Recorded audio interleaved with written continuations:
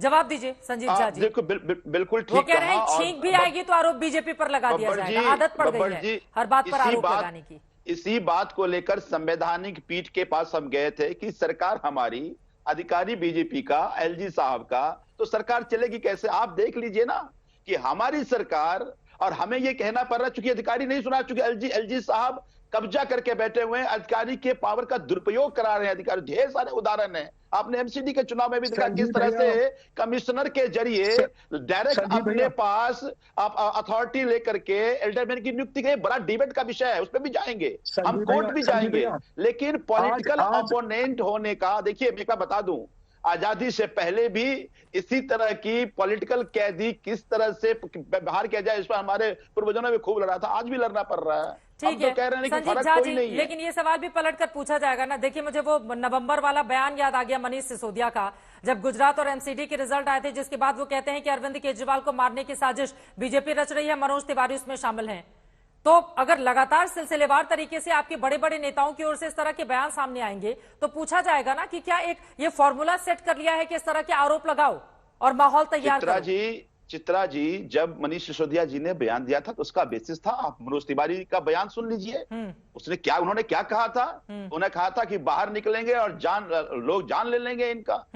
तो ये साजिश नहीं है तो और क्या है? लेकिन अभी जिस तरह की कृत्य भारतीय जनता पार्टी ये करी, देखिए ये दबदबा, ये हुकूमत, ये नशा, ये दौलतें सब किराएदार हैं, घर बदलते रहते हैं।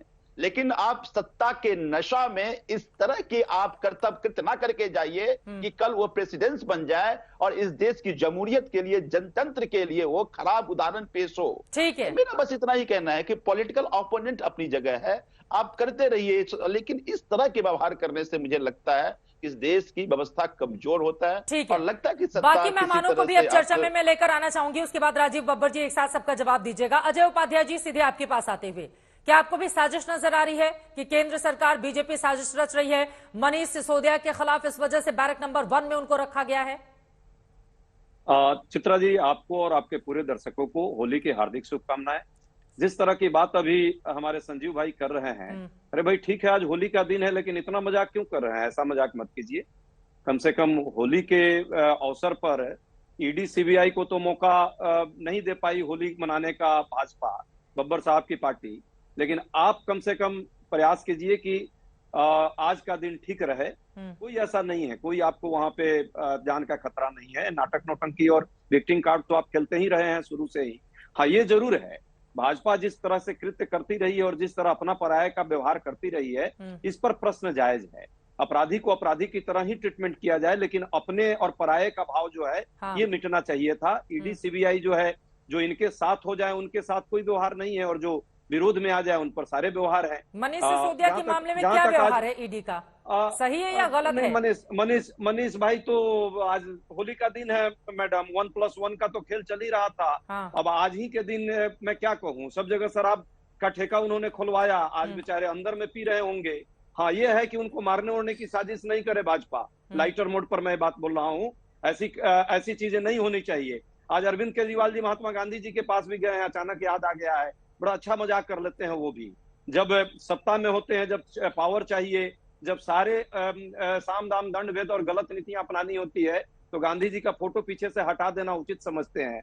लेकिन जब बुरे वक्त आते हैं तो गांधी जी याद आते हैं। अच्छी बात है भाई, कम से कम आपको इस बात के लिए भी मैं धन्यवाद देता हूँ कि आज याद आए। संजीव जी इसका जवाब देंगे। 10 सेकंड बब्बर साहब को जरा 10 सेकंड सिर्फ बोल लेना चाह रहा हूँ। आजकल भारत सरकार की, मोदी जी की 3 योजनाएं बड़े फेमस चल रही है, इस पर जरूर चर्चा होनी चाहिए। एक है पाप धो योजना, दूसरा है मित्र बचाओ योजना, और तीसरा है पीएम प्रताड़ना योजना।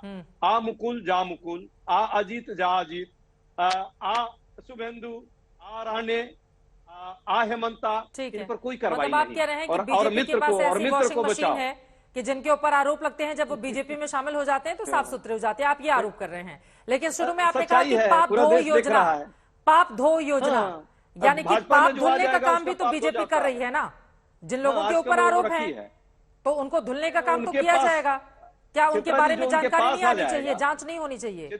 चित्रा जी, जो उनके पास आ जाए, अभी मनीष सिसोदिया यदि चुनाव से पहले चले गए होते इनके घर पे, तो वो पाप धुल जाता और सत्य हरिश्चंद्र हो जाते, और फिर उन पे कोई कार्रवाई नहीं होती, जैसे बाकी लोगों के साथ नहीं। ठीक है साहब, आपकी बात समझ में आ गई।